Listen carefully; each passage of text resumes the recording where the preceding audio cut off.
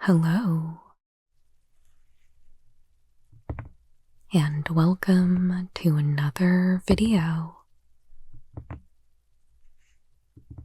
Today, I'll be talking about some of the cards from Marvel superheroes that I'm excited to try out. Most of these I'm interested in because of what they do, but there's a few that I'll talk about in the beginning that are just characters that I like. This video is dropping the morning that pre-release starts, so I haven't had a chance yet to play with any of these at this point. But I think it'll be interesting to look back after playing with this set to see if any of these pan out. And of course, I would love to hear which cards you're interested in from this set as well. Are there any that you're building around as a commander or anything like that? Let's talk in the comments.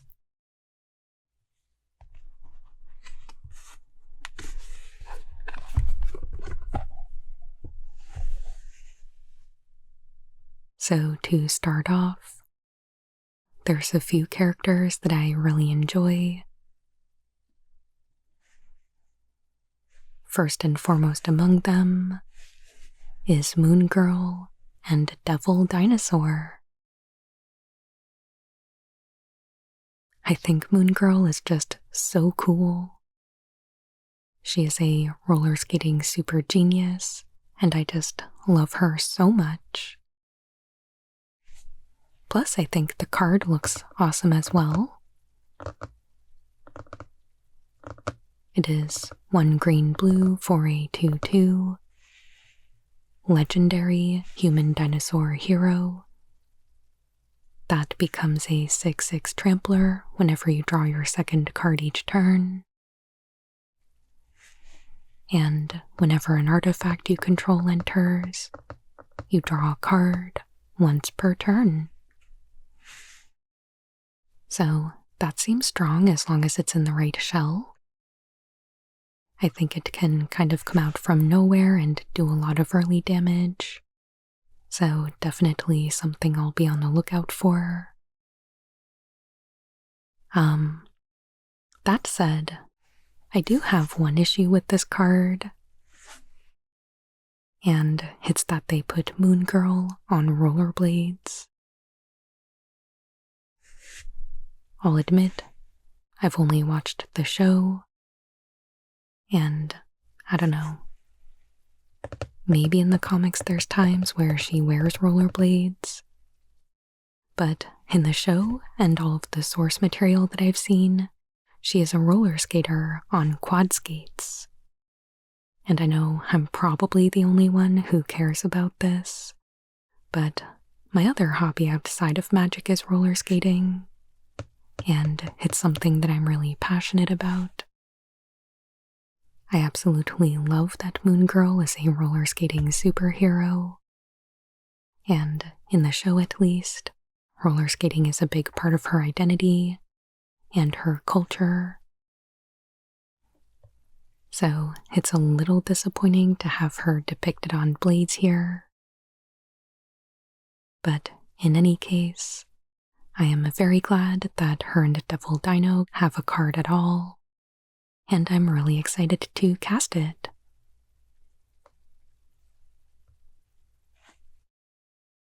Next is another one of my favorite superheroes.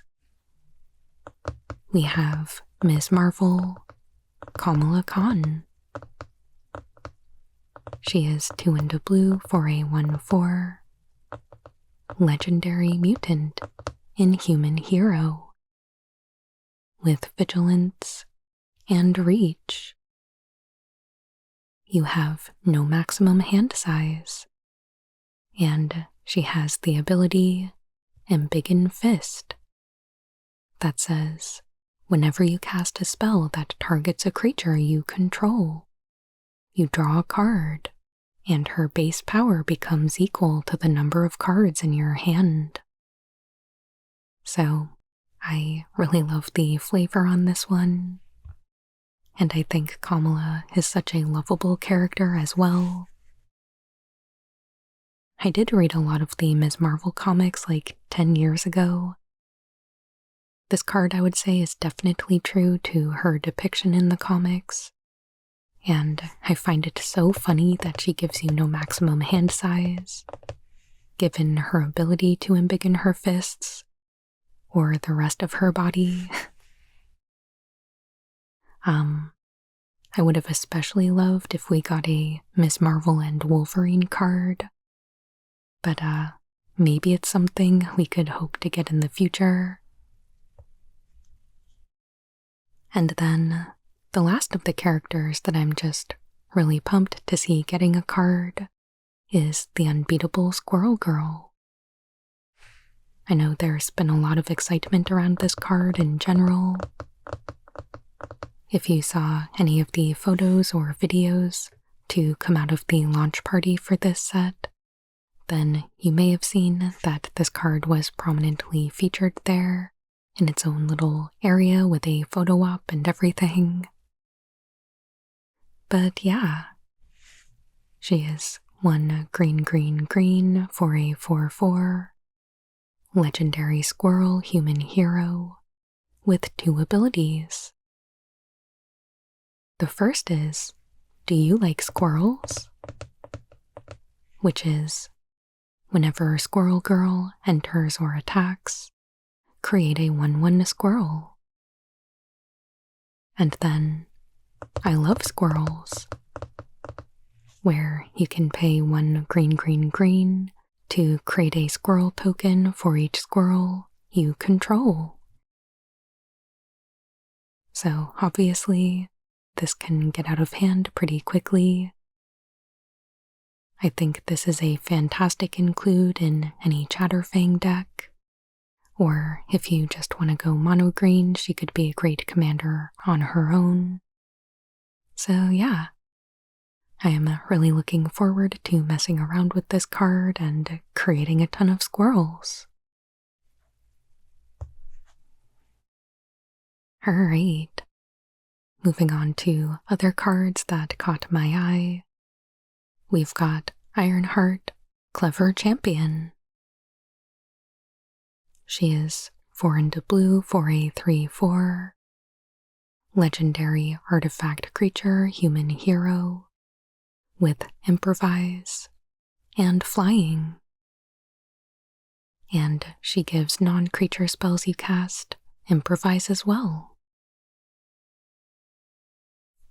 I think this card looks awesome. I love improvise as a mechanic. I guess I'm thinking about this card mostly from a commander standpoint, where there are so many different ways to create a bunch of artifact tokens for cheap that will help you cast your spells. And I like that she gives improvise to any of your non-creature spells, not just instants and sorceries, but other artifacts or enchantments or planeswalkers, all of that. So yeah, I think this is a really cool card, and I would love to try it out. Continuing on with the artifact theme, we've also got Tony Stark and the Invincible Iron Man. I'm mostly interested in the backside, but I'll read through the whole thing here. Tony Stark is 1 into blue for a 1/3, legendary human artificer hero. You can pay 1 and tap him to look at the top 4 cards of your library. You may reveal an artifact card from among them and put it into your hand. Then put the rest on the bottom of your library. And you can pay 4 blue-red to flip him at sorcery speed. And then Iron Man can be cast for 4 blue-red if you want.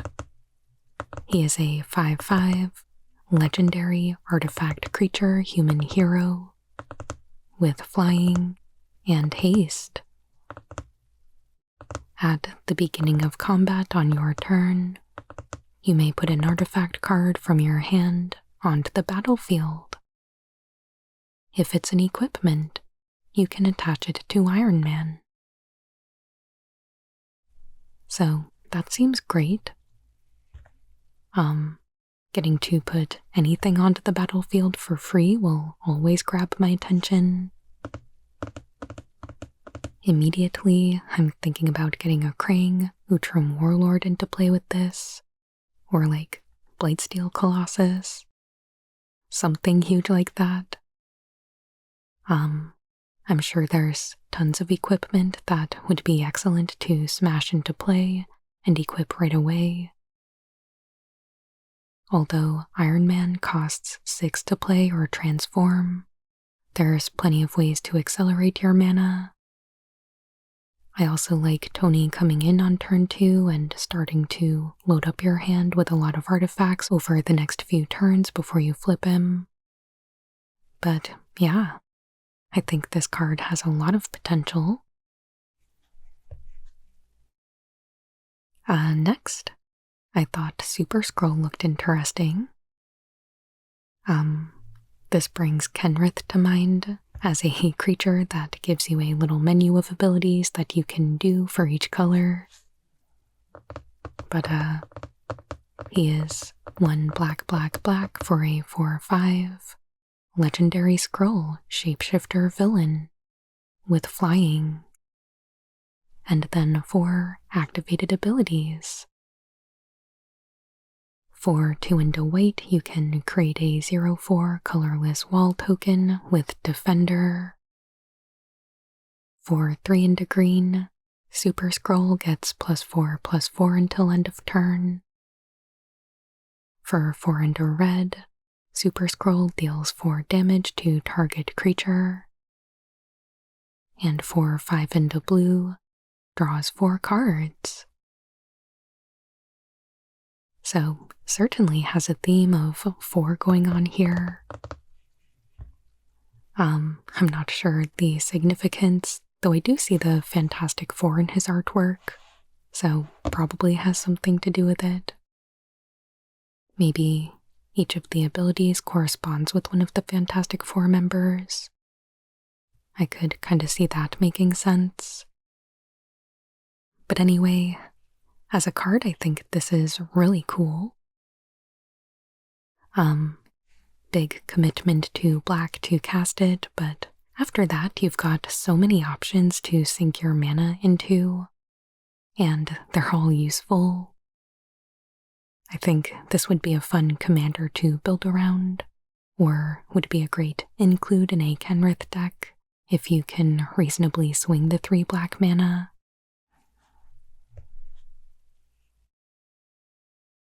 Moleman, Moloid Master, is a card that caught my eye for landfall decks.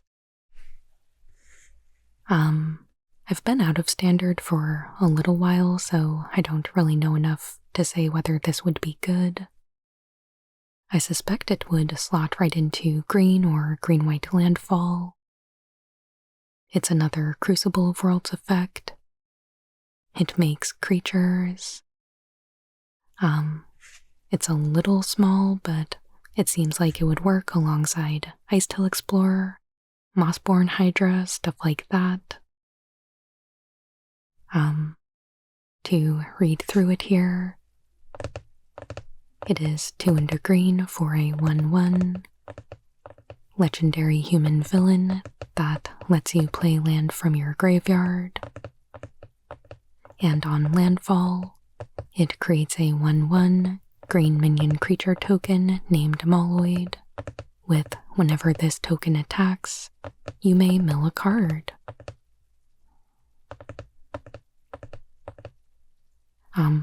Commander-wise, this seems like a great inclusion for Gitrog Monster, maybe even Azusa, or maybe Mothman, something like that. Next I've got two cards that both had me thinking about my Doran the Siege Tower deck. We've got the Kingpin of Crime and Captain America's Shield. Kingpin is 1 white-black for a 1/5, legendary human villain with extort. Whenever you attack, you may pay 2 life. If you do, creatures you control with toughness greater than their power assign combat damage equal to their toughness until end of turn. And then Captain America's Shield is 2 mana for a legendary equipment with Indestructible. Equipped creature gets +0/+8 and Vigilance. Whenever equipped creature attacks, tap target creature defending player controls. Equip 2. So, yeah, I think these cards work great together. They become quite formidable if you can equip the shield directly onto Kingpin. I love the extort mechanic and I think it's a great fit here, especially because it helps to negate some of that life you might pay into Kingpin to use his ability.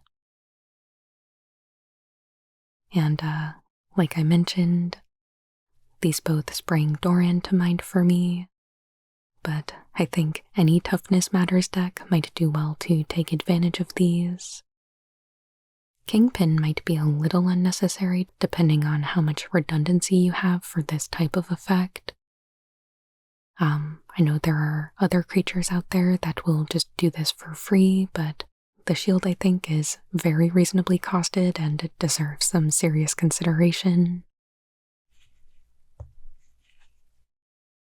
And then my last card for today is the Coming of Galactus. This is a card that I am extremely afraid of for limited, unless I'm the one playing it. I don't know if there's much enchantment removal in this set, but if not, this is going to inevitably win the game for you if you get through all of the chapters. It is mythic, so I'm hoping not to encounter this too often, but then again, so is The Last Ronin, and I feel like that card came up constantly in TMNT Draft. To read through it, it is 2 black, black, green for a saga with 4 chapters. Chapter 1 is destroy up to 1 target non-land permanent. On chapters 2 and 3, each opponent loses 2 life. And chapter 4 is create Galactus, a legendary 16/16 black elder alien creature token with flying, trample, and whenever Galactus attacks, destroy target land. So, this card makes me feel like it's worth running like any subpar removal there is, just in hopes of being able to survive. This does take a bit of time to get through, so there is certainly a chance that this card is too slow, and if you lose to it, then maybe you are just losing that game anyway.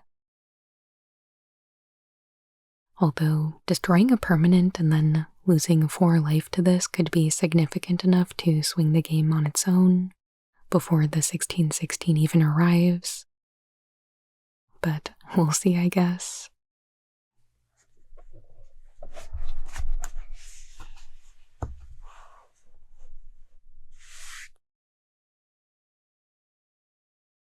There we have it.